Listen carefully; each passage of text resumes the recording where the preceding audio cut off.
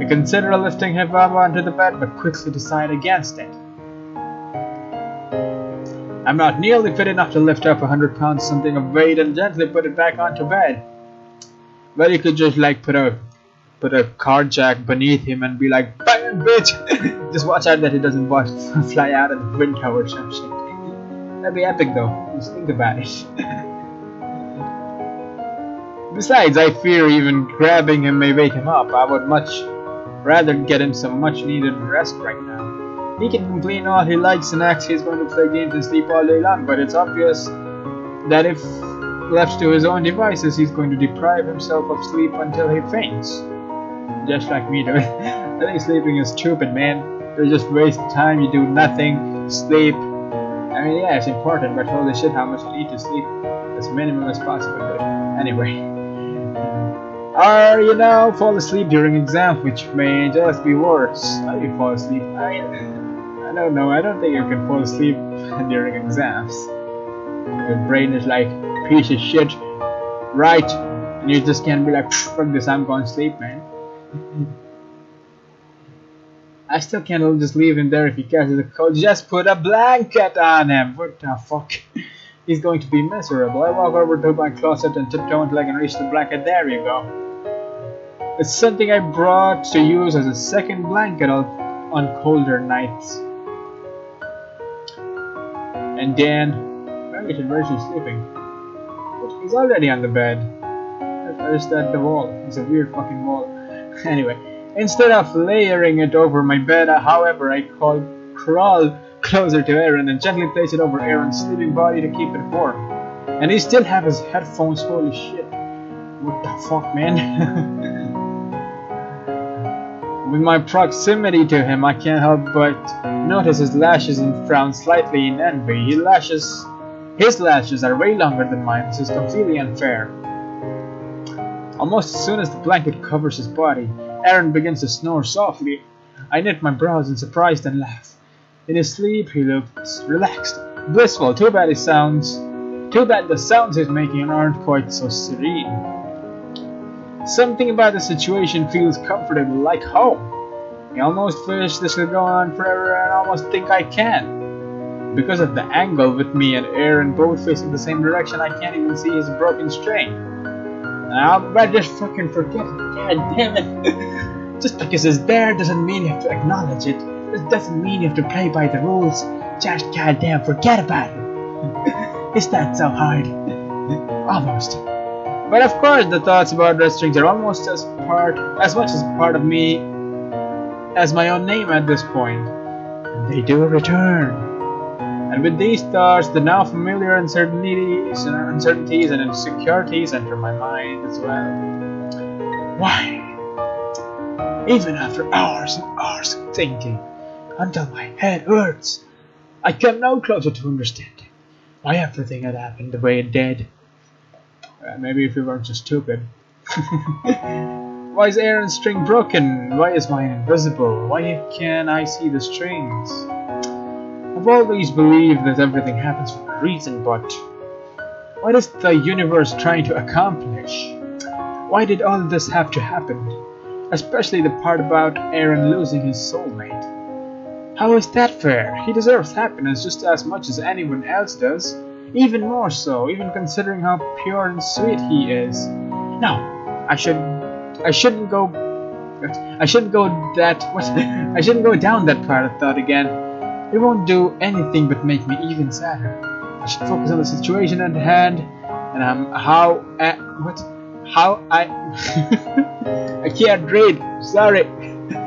How am I going to convince my roommate to let Aaron stay asleep here on the floor for the night so I don't wake him up for a return home?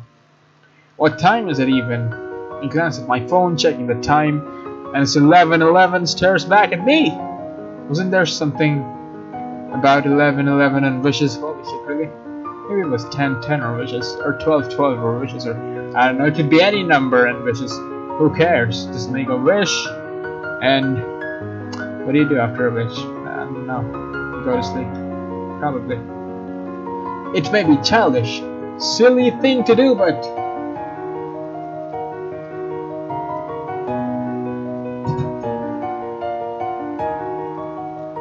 I find myself closing my eyes just briefly. A wish forming in my mind.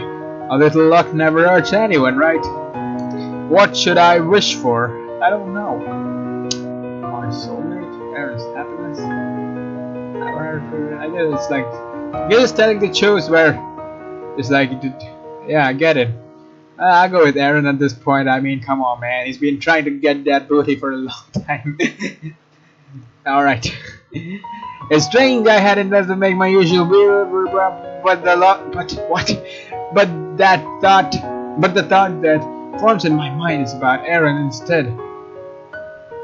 Well, I suppose this wish is just as important. I want Aaron to be happy even without his soulmate. I want him... Wait, what? Did I just make the wrong choice?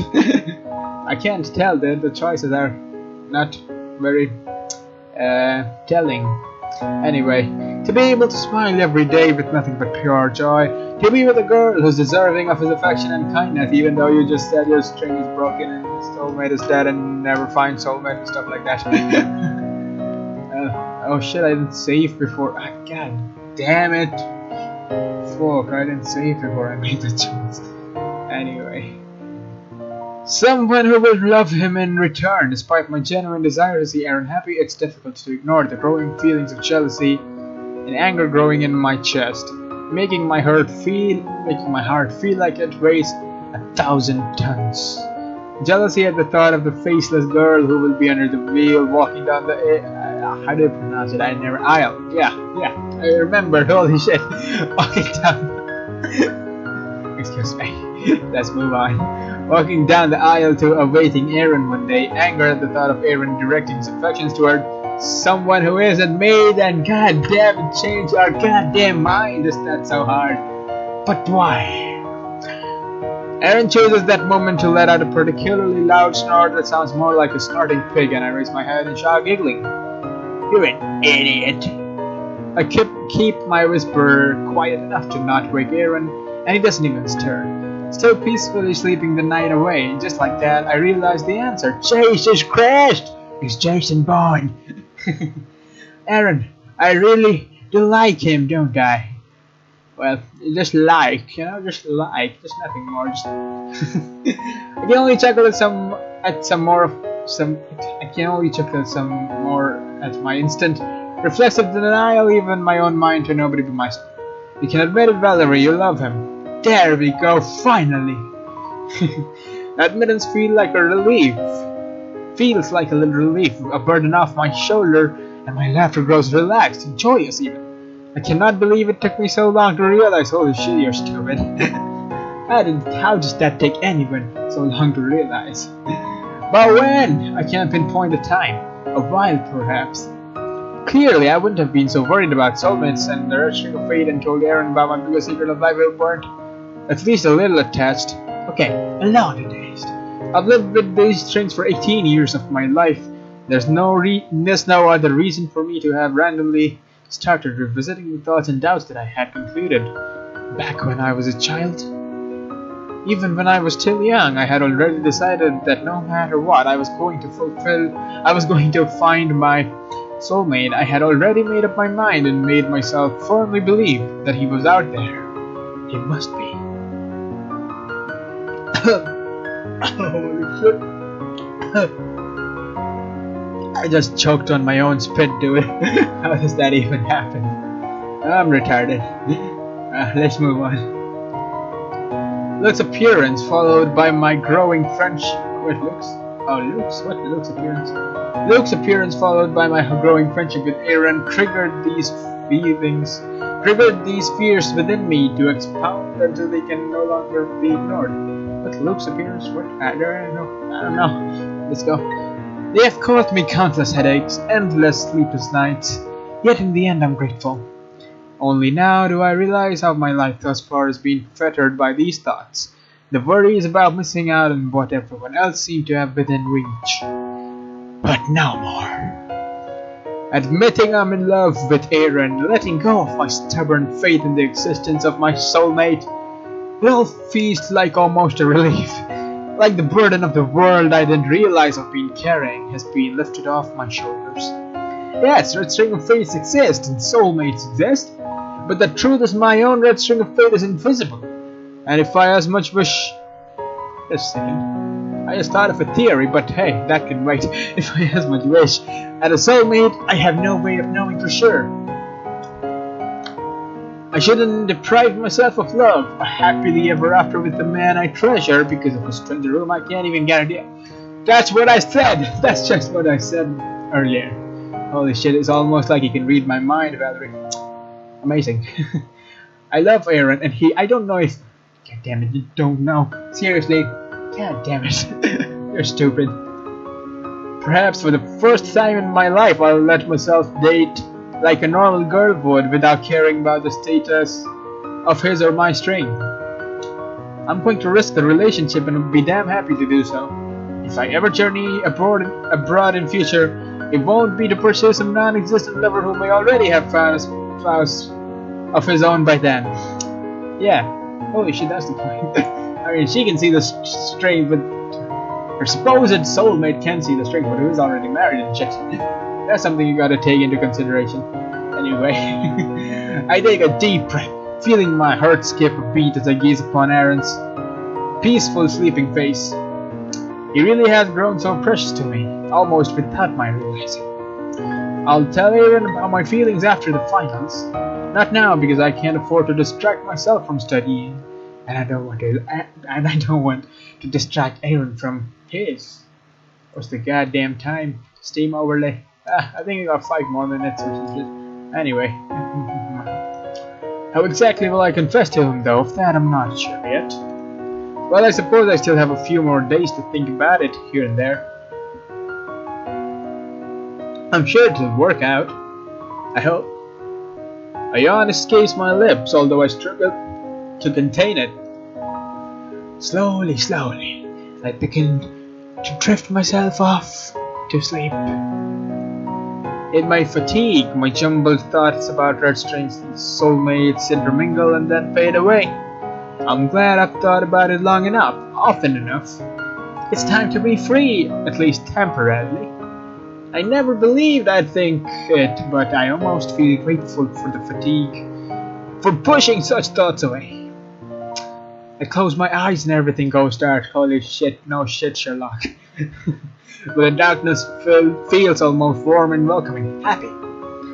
It's not consciously that I lean my head against Aaron's shoulder, but it feels right in any case, intended. Dully, I know that the lights are still on, but I can't bring myself to care.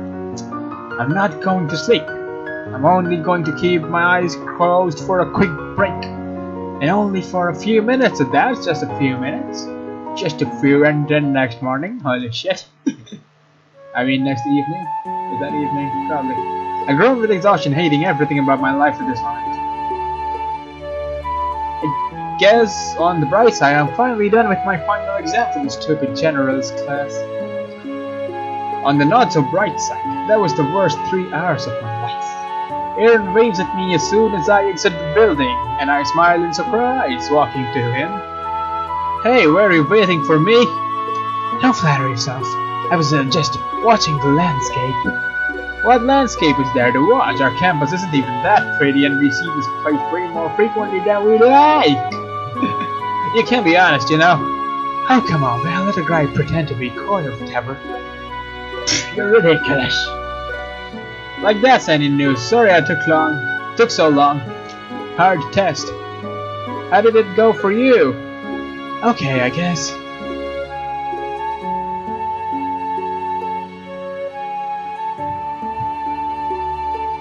I hated that class. Although the project with you and Luke wasn't bad. Me too, but it's the class that's brought us together. I'm almost sad it's over. Yeah, me too. How'd it go for you? Okay, I'm sure I'll get an A for the class at least. That's not okay, well, that's great.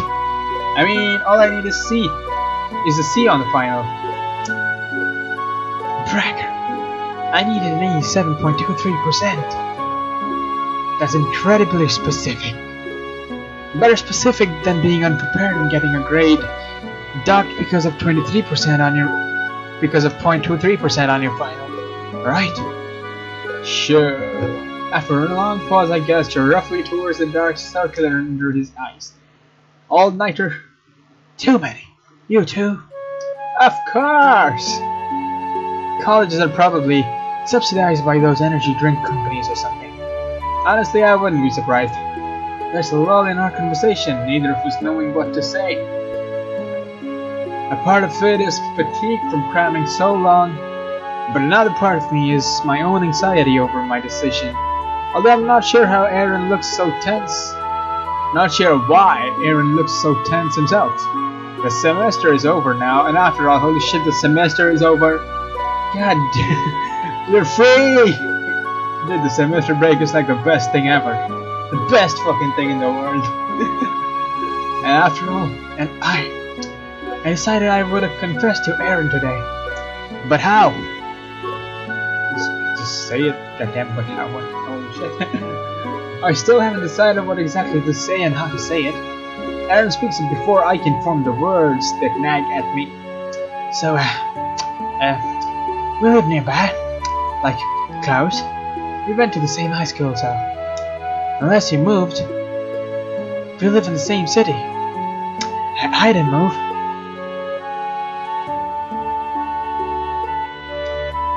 Slowly, what he's trying to say so awkwardly dawns on me, and I find myself chuckling lightly. Do you want to hang out during the break? Of course, if you want, no pressure. I want to, Aaron, don't worry. If you want to, that is no pressure. Of course, I'd say never, no pressure. Another beat of silence rings through the air and I know it's time for me to speak. No pressure. Listen, Aaron, no pressure. Sorry. Yes? I chuckle at how nervous he sounds. It's like a wind-up doll. Wound too tight for his own good. I'm the one confessing, you idiot. Why are you so tense and jittery? The words escape my lips before I can properly form them in my head and think them through. You like me, don't you? Oh no. No shit, that was a really fucking stupid way to start, but hey, what do I know? That probably wasn't what I was supposed to say. And it immediately goes beater than the words his face. I like you too, you know. Oh, what?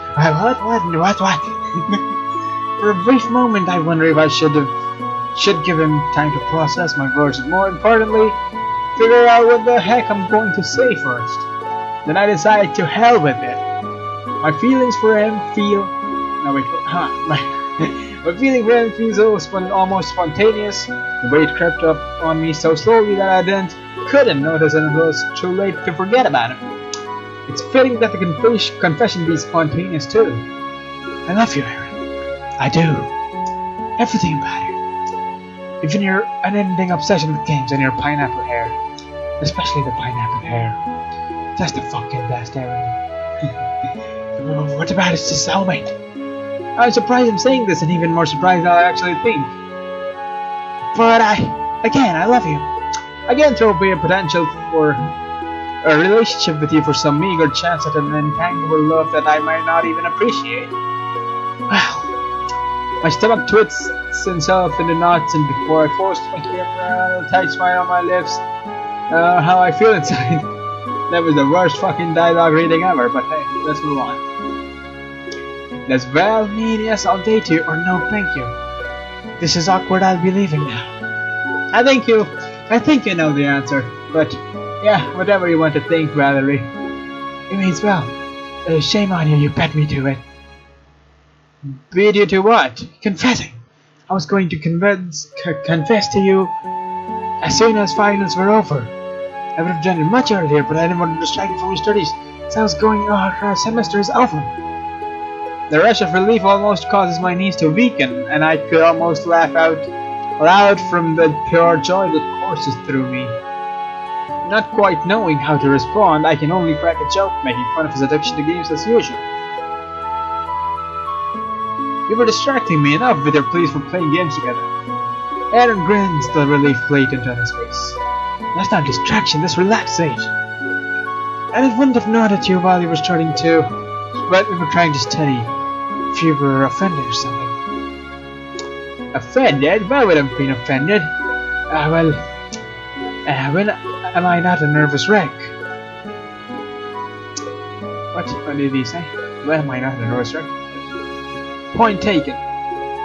Hey, you weren't supposed to agree. It's hard not to agree with the truth. Anyway, well, Aaron takes a deep breath, steadying himself. I love you too. I didn't expect it to happen, but it did. And I do. I'm saying this even though you already know because, well, you said you knew I liked you. There's a difference. And maybe it's petty of me to be correcting you. But you took my spotlight, so I think it's fair. And then I'm relieved and super grateful you did, but still. Please let me not admit to being cowardly. I love you. It's not like what I felt for Irene or Maddie or Tim. Anyway, they captured my interest. Yeah, I thought they were gorgeous, and I thought they were nice. But that was about where it ended. I loved the concept of them more than anything. When I thought about them, which was surprisingly rare in retrospect, I thought about what they do for me. They finally let me be in a relationship with someone. They'd be company, they'd be someone to play games with no matter the time of day. It's ridiculous. And my feelings for them were so deliberate, like remember Maddie from high school. And not in amusement, wondering where he's going with this. Who the hell brings up their old crushes in the middle of a declaration of love? Erin, I suppose. She was sweet and pretty, but I felt nothing for her until the day she mentioned she adored Final Fantasy, and became a stammering fool whenever I talked to her after that moment. Holy shit, Final Fantasy. Weird that shit, isn't it? Anyway. It was instant and blatant and unbelievable because it was fake. But you, there's nothing that makes me happier than making you smile and seeing you happy. It's different with you now that the feelings are genuine. When I'm not confessing, I don't even stammer and blush like a toddler in front of you the way I always do. Although my feelings are infinitely greater. It took me a while to realize I liked you because of how different it felt. So by the time I realized I was already in love with you. He blushes and ducking his head in an endearing gesture. How did he know though? Was I really that obvious? Yeah, you tell me. Good. Fucking high man, you're that obvious. Seriously, man. I mean, I'm smart. Aaron makes He giggled from me. Oh god, I didn't think it was obvious. But I wasn't I? When did you figure it out? Yeah, obviously, that day at the computer lab with the red strings. Obviously, you remember that shit? But I told you it was platonic. That's not something friends do with friends unless they want something more. But it worked out for us, didn't it? And I doubt I'd have analyzed my own thoughts about you if you hadn't, my own thoughts about you if that hadn't happened, so it was for the best. I can't believe you've known that long and never told me. I mean, what was I supposed to tell you? Hey Aaron, I know you like me. It's literally what you just did just now when you confessed to me. Well, it's time you shut up. What? With that I tiptoe up to kiss him. He freezes for a moment. I can feel his heartbeat quickening from our proximity. He steadily responds, and I grin. Dash the ending. Creating your fate. Got an achievement for that shit. Guess I'll show this achievement to my mom. I'll be like, I got an achievement, mom. I yawn and stretch as I wake up. Immediately I feel a slight tug from my pinky finger. I rub my eyes and glance at my hand. There is a red string knotted over my finger. I stare for a while, knitting my brows, then laugh as everything clicks. So of course I should figure.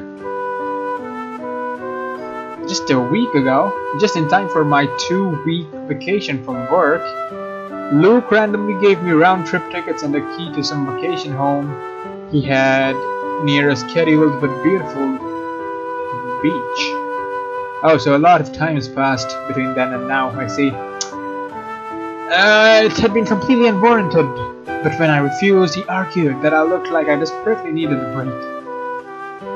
While I was confused, But who was I to refuse an overseas trip a second time? I collapsed on the bed and slept like a long time as soon as I arrived. So it seems Luke gave someone else a key too. Of course. I stand up, prepare as quickly as I can, head out the door, following the trail set for me by the red string. I follow and... Holy shit, look at that. What? Is that his nose? Oh, that's a mask. Holy shit, that's a chicken mask. Soon enough, a masked man stands before me, visibly blushing wherever he isn't covered in pineapple hair. Holy shit, look at that hair. I try my best to feign surprise and nervousness, although I'm not succeeding. Oh my, a red string on my finger leading to a man. Who could you be? Totally not Aaron. Your soulmate, perhaps? He takes off his mask, revealing the man I knew would be underneath from the near moment I woke up. I giggled in bliss anyway. Aaron! Not surprised to see me. How could I be? Now happy? On the other hand, listen well.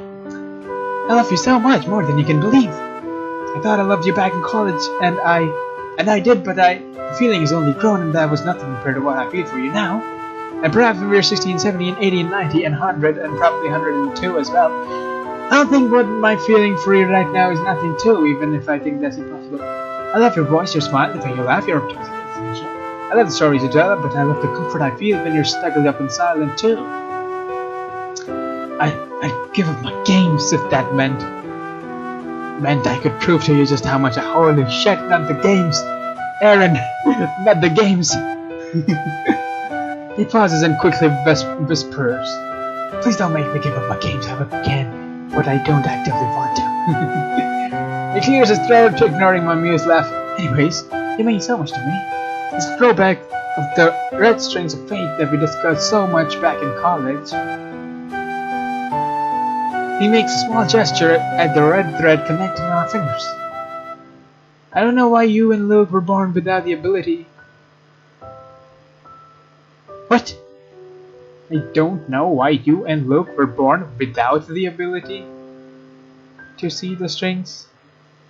What? Let me read that again.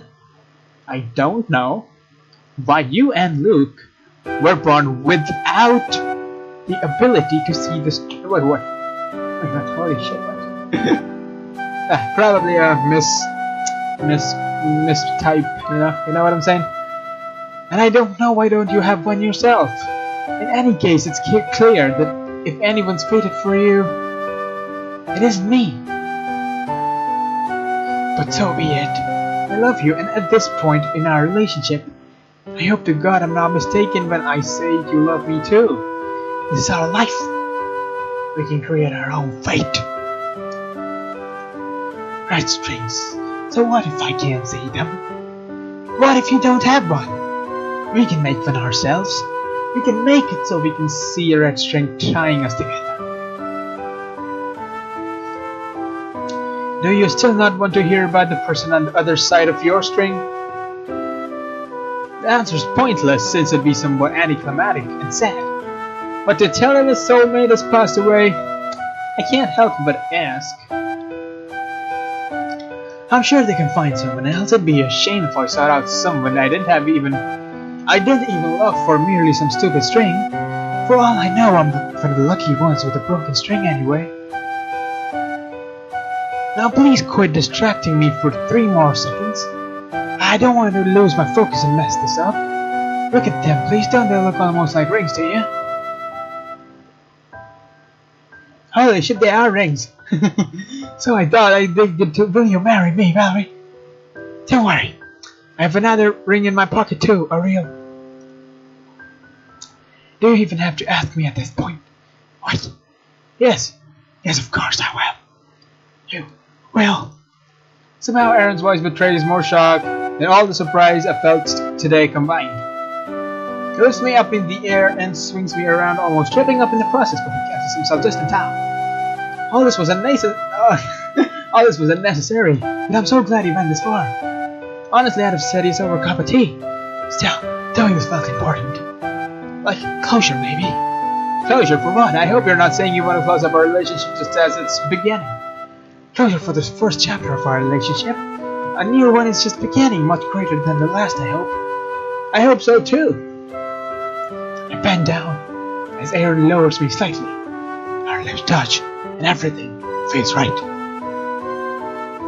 There's a familiar comfort in his lips, but my heartbeat quickens still. I open my eyes just briefly to look at the string that has fallen from our fingers as they simultaneously went around. Obviously, the string had to be incredibly long for let all the way inside from my room to the beach, but it looks like he used up an entire skein of yarn. As I close my eyes again, I think that I should take up knitting so I can make something out of it for us, a memento. The kiss soon deepens, and such thoughts escape my mind instantly. The last thing I can think now is that I know I've made the right decision in acting on my feelings for Aaron and relieving myself from perhaps imagined Brian's to my soulmate. After all, I didn't. God damn it, you piece of shit! I'm gonna fucking block you, mate. Stop it, mate! You're embarrassing me. Let's go offline quickly. After all, okay, back to the game. After all, even if fate failed to give me a soulmate, that's alright. I found one for myself. Hey, credit! It's a really nice game. I don't know what to say about it. Cool. You went along with me, so you know how you feel. You like it, you don't like it. It's up to you. I really liked it. It's free. The artist was awesome. Although, you know, the writing was awesome. It was different, you know. It's not what usually happens in like a mainstream storyline. It was different. It was cool. There's music and there's a bunch of stuff done by Japanese people. Honestly, visual novels are Japanese stuff.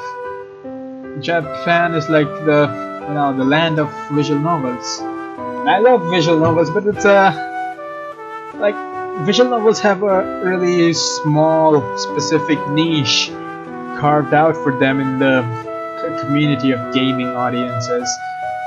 People who play games. There's not many people who would play visual novels because I don't know, they just don't prefer it. So there's a really small amount of people that do like them.